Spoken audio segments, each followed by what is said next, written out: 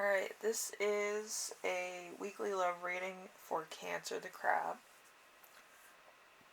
We have some spiritual AF cards, so let's get to those first and then we'll get into the reading. We have your brain speaks total fuckery unless you turn your soul on. I feel like you might be denying your own feelings, so that's kind of what that is. So we have be yourself even if you're crazy. Stop worrying about normal ass, nothing ass, people judging you for being your cool ass. Just be weird. Love weird people. Okay, so we have no equals a full sentence. Some people need an explanation as to why you're saying no. You're saying no because they're stupid. But, anyway, no is an entirely... It's an entire prompt, it's an entire lifestyle, it's an entire thing. So, anyway, beautiful things happen when you distance yourself from the negative shit. That is true. I feel like somebody's just being negativity. I always hate when people with negative motives try to ruin your day. And it's like, I didn't do shit to you. And then they try to ruin it. Anyway, we have number 1 with the love theme of the week. We have the 9 of Swords in reverse. So there's a suspicion of a close friend. Imprisonments. Let's see. Some gossip, some shame, and timid people. And there's also some reasonable fear, so they might kind of not be 100% themselves, or it could be you. You don't really want to tell them what you're doing. I don't blame you. It seems like a very secret activity. Anyway, number 2 is going to be the love challenge. The love challenge is the 5 of Cups. The 5 of Cups in reverse is a hope for the future, a good companion, a reunion of an old friend, or a truth with an old enemy. So you might actually meet the person that you want to meet, but not at the current moment. Might be a bad time. So the love challenge is kind of knowing who your person is, or knowing what you have to do, and it not being the right time. So that's something for the end of, I think, next year or the year after that. I'm getting like the New Year's clock, you know, that weird one that like counts down in like Times Square. I'm getting that in my mind. So it might start at New Year's or it might end next year on New Year's, to where it starts a new cycle.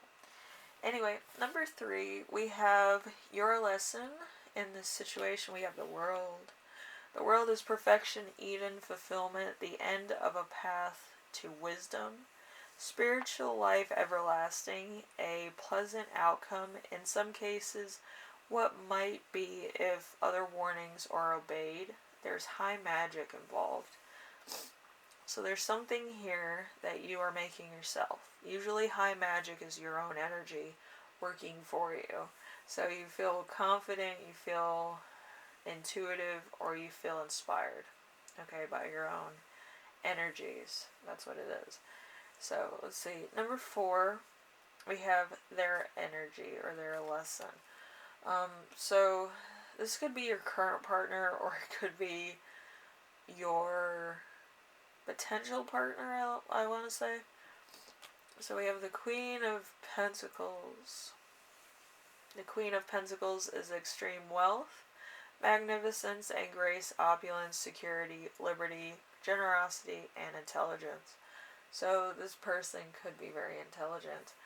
I feel like it's kind of like a polar opposite with you. You're probably more of like, oh, let's do this, or let's do that. You're kind of like a kid pointing out everything you could do in one day, you know. But with your partner, they might be more of like conservative, you know. Usually conservative people like to do conservative things, either stay home, read a book, or shoot their gun off. But yeah, I'm getting conservative real heavy, so if you're a little triggered by that, or no pun intended. But yeah, I feel like this person's polar opposite of you. So if you're conservative, they're liberal. If you're a liberal, they're conservative. So it's very different approaches to it. You're more of like, oh my gosh, let's do this. They're more of like, let's think about this logically. So let's, it's a big gap in how you approach things. Okay, so one person likes to research, another person likes to dive in. So there's that as well. Anyway, we have a number 5. Number 5 is Growth Zone. Growth Zone is going to be the Knight of Pentacles in reverse. Knight of Pentacles in reverse is compliancy, stagnation, the refusal to move forward and thereby being pushed back, a dogmatic attitude. So you're kind of following the crowd at the moment, or somebody's following the crowd for the moment, or there might be a total stop in your moving forward. Okay, so it happens to the best of us. Anyway, number 6 is going to be sex and romance. So we have the 6 of Wands. The 6 of Wands is fear of the future, paranoia, uncertainty, victory or gain, long delay, disloyalty. So there's something here that's kind of not 100% working with you. And it might be something that you feel you did in the past, or that you did to this person. I feel like you might have not known what one does. But, karma. But it's not good. I feel like you might have really hurt somebody, like, emotionally. Alright, so be very careful. Like, I feel like your words carry weight, even though you don't think so a lot of times. And you might have really hurt somebody, and now they're kind of like, why would I trust you, because you were careless with their heart, and they were very generous with yours. So, it's two opposites. So, we have your channeled messages with inspiration to travel, finding life, or a direction in another part of the world. So you might have to actually leave where you are now in order to find your calling somewhere else, or your life purpose somewhere else. It's not for everybody, but it is kind of like a travel release from what you've been doing up until now. Where you just go on vacation just to relax. You're probably going on vacation to actually find the answers to what you should be doing.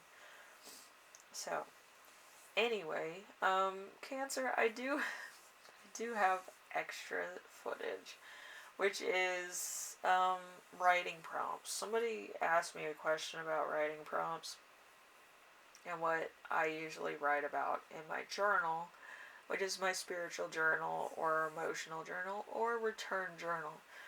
Return journal is kind of like you write about a particular subject, and reading between the lines or how you emotionally impact your words and what you put more emphasis on actually triggers you to actually express deeper feelings than you usually have. A lot of people have these writing habits, and they never return to it or look at it or, over analyze it. But with return journals, a lot of times what happens is that you'll talk about a particular subject, and it will trigger a memory, or it will trigger a dream, or it's going to trigger future ammunition for a particular thing, good or bad. So it's that type of thing. So a lot of these prompts are kind of off the wall and crazy, such as yours. I feel like you might have some deep-seated issues where you constantly feel on the defense. So my prompt for you was, when they are sober. So this could be drunk sober, could be addiction sober, It could be just a sober person where they don't have like the creative spirit where they go off the wall with ideas or something. It's just something that would trigger you, you know? And there might be some deep-seated issues that you need to talk about. And where else would be a safer place than a journal, you know? So you might actually need to talk about some stuff like that. You might have actually had some instances where you had to deal with somebody who was kind of a drunkard, or somebody who was, you know, kind of using drugs in order to cope with situations. But whatever the case is, you need to unload something that is bothering you, okay? And this is probably a deep-seated issue that you haven't talked about with anyone. But I feel like your journal is a safe place for that, okay? And if you don't want to use the journal writing stuff, then that's fine. But I feel like it would help you and a lot of other people that you live with and talk to a lot, where you could be a better advisor by using your own experiences as fuel to relate to other people, okay? And people don't understand. You can heal somebody. Like, you are human, they are human. You can heal somebody else that's been hurt by somebody else. And it's the phenomenon that, you know, humans can do that for other people. So I feel like you have to be your authentic self and actually tap into deeper feelings, and you thought you could just not come near, you know. So I feel like you need to do this, because in a couple months you will actually face somebody that's been through some shit. And you're going to have to learn how to relate to those types of people. That's why I'm doing these exercises. I'm trying to make people that watch my channel, look at my channel, subscribe to my channel, into people that can save people and actually relate to people that might have been through some stuff, you know. It would be a good change of pace, you know. Anyway, I will see you in the next reading, Cancer. So if you want to do the writing prompt, by all means do so. And yeah, if anybody else needs to write in a journal, or, you know, have some emotional burdens lifted, recommend my channel. It's a good place to do that, you know. Just have people be recommended to my channel. They don't have to subscribe. They don't have to give me money. They don't have to do any of that. If they just need the journal writings, it's going to be every, I think, weekly reading and love weekly reading. So look for those. Anyway, I will see you in the next reading. You have a good one. Have a good Christmas if you celebrate Christmas. And if you celebrate any other holiday, or you have your own traditions, I hope you celebrate them and you have a lot of fun, because a lot of the traditions that we have now, it might be a little bit different in your family, or the traditions might be different. So have fun, and I will see you in the next reading, alright? Later.